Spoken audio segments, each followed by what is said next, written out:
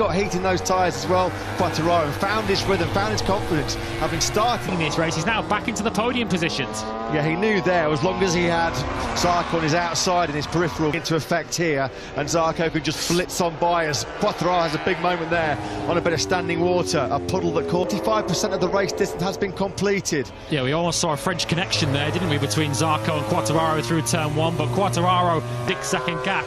Is Zarco going to have another go? He's not been able to make these overtakes cleanly so far. He has a little look at the inside of Quartararo, but has to still French resistance going on here. He can't resist anymore though, can he? Quartararo up the inside into turn 12. That's where his progress may end. He's got 10 seconds up to Franco Morbidelli in 7th position. Brad Binder, he's dropped back. Nightmare in these closing stages. Quattararo's got some serious pace at the moment. He's just on another 139 flat. That was 9/10 of missed opportunities for Rins over the last couple of years. This is a really big, intense battle for 8 spots, and it is being led by the superb rookie.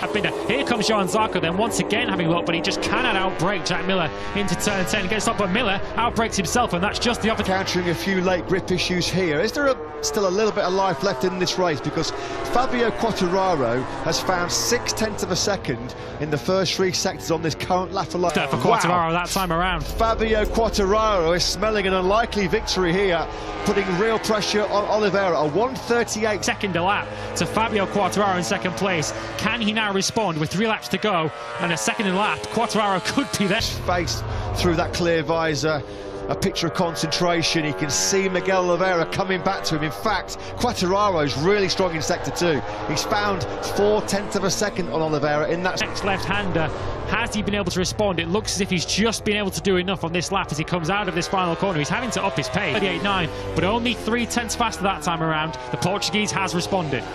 Yeah, that's just the response that KTM would have been looking for from Miguel Oliveira. He's got the hammer. Quartararo's going to have to settle for second place. Look at this battle. Here comes Enea Bastianini up the inside of Darren Binder.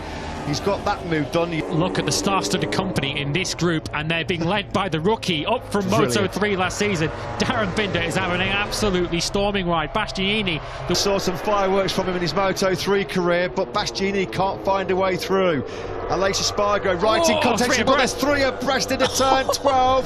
Giannini in the sandwich, and he's the one that comes out on the wrong side of it. Binder got through, likewise Aleix Espargaro. Bastianini surrendering crucial championship points here. Now Brad Binder goes through at turn 3. Way to start the season with Binder second place, but it's about to get better because Oliveira on course here for a famous first win in Indonesia. Something's happened to Darren Binder.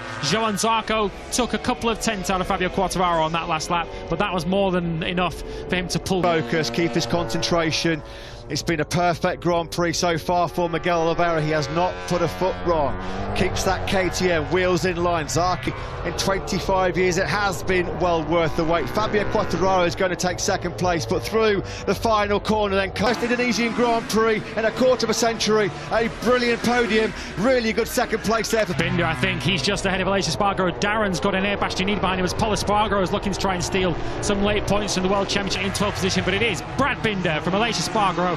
Darren Binder, a terrific top 10 for him on the with you RNF Yamaha. Basti 2 races for Bagnaia. They know that was a massive race there from Fabio Quartararo in terms of the championship. Miguel Oliveira, his crew chief there, Paul Travadden, he's buzzing. Absolutely brilliant performance.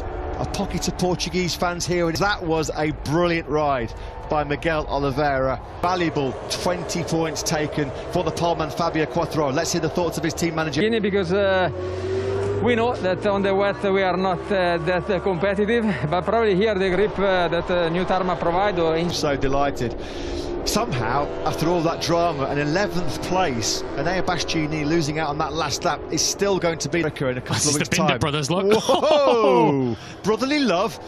What about brotherly love? Darren looks over and he's suddenly well aware who that is. Well, they through to take 9th spot, so super aggressive late move then by Brad Binder. A family affair, a bit of front end.